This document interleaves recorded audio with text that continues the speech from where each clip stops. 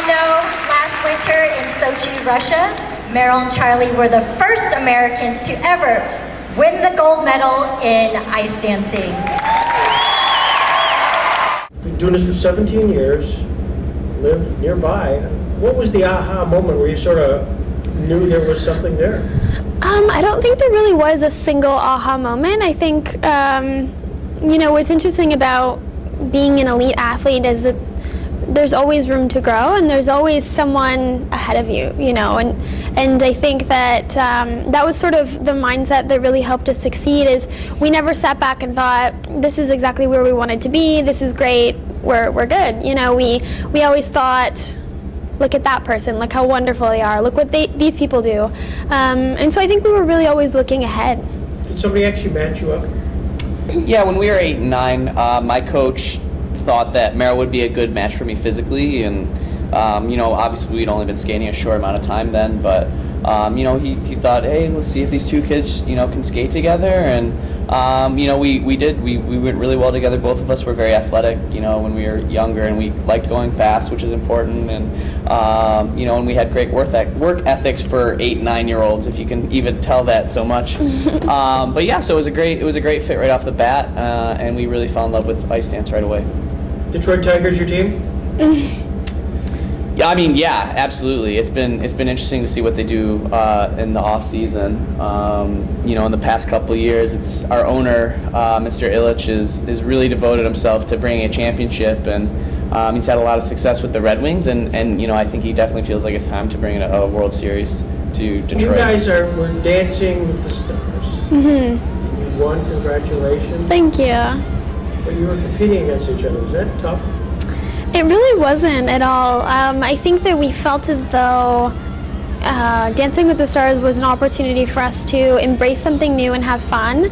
And while we wanted to do well, I don't think we were really in the most competitive mindset that we've been, especially coming right out of the most intense competition of our lives in the Olympic Games. And so we were really excited to learn something new from these amazing professional dancers and have a good time on the show. But I think in terms of the actual competition, we saw it a little bit differently. Did you see it the same way? Yeah, absolutely. We went into it just feeling like we were on top of the world, and we had nothing to lose. We had accomplished our lifelong dream. We just wanted to have fun with it, and of course, we wanted to stay in as long as we could. We were really enjoying the learning process, and everyone there was really awesome. They were, our partners were our teachers, and getting to meet all these people that we'd seen on TV for a long time was really cool. Of course, you're super celebrities at this point. I don't know if that's true. I don't know that I would call us super celebrities. So you see the two of you, and well, thank you. I mean, whether it's White and Davis or Davis and White, I'm not sure. Yeah. Well, I think we take a lot of pride in trying to represent, our country well, and certainly from the Olympic standpoint,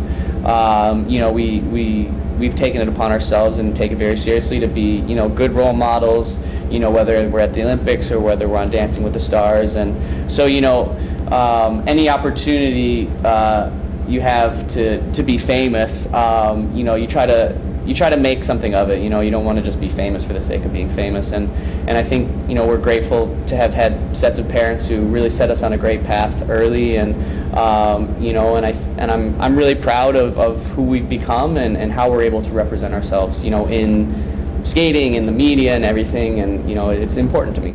You were the odds-on favorite, no question, going into the Olympics. Short program. I mean, it was yours to lose. Did you feel that way?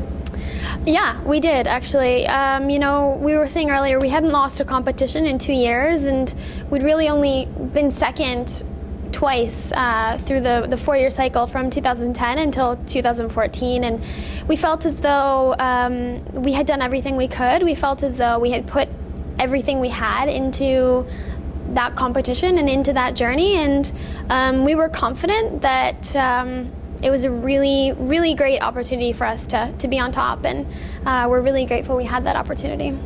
After the short program, you had a big lead.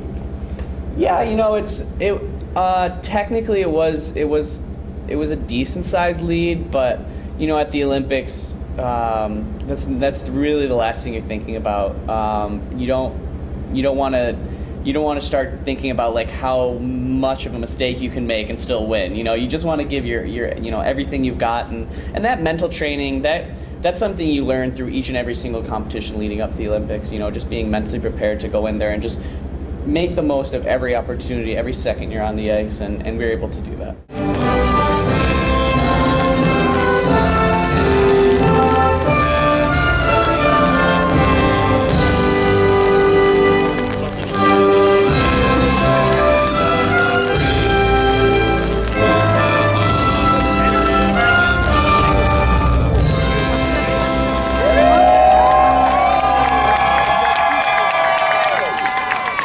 Mesdames et messieurs les médaillés olympiques. Ladies and gentlemen, the Olympic medalists. We haven't made any decisions. I think we keep saying we're really pleased to be in a place where we don't feel the need to make decisions.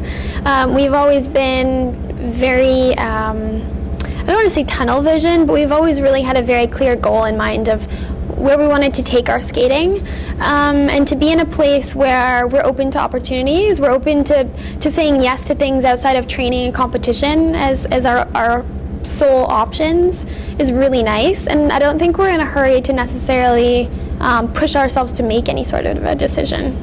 By the way, congratulations on your engagement. Thank you. You guys have worked together so long and you look so perfect together. I suspect that part of that whole conversation is that you two were an item. You suspect that we were a romantic item? If you will. You know, we appreciate that. I mean, that's just when you're an ice dancer. Right. No. Yeah. We. Another thing I read or anything, so you look so perfect together. Thank you. Yeah. No. I mean, we work very hard at creating a cohesive image on the ice, and we do work together. We're best friends, and so certainly to a certain extent we appreciate that people perceive it that way. But we never have been, and that's always worked for us, and we have a very special, very specific kind of relationship, and that's always kind of been what worked for us.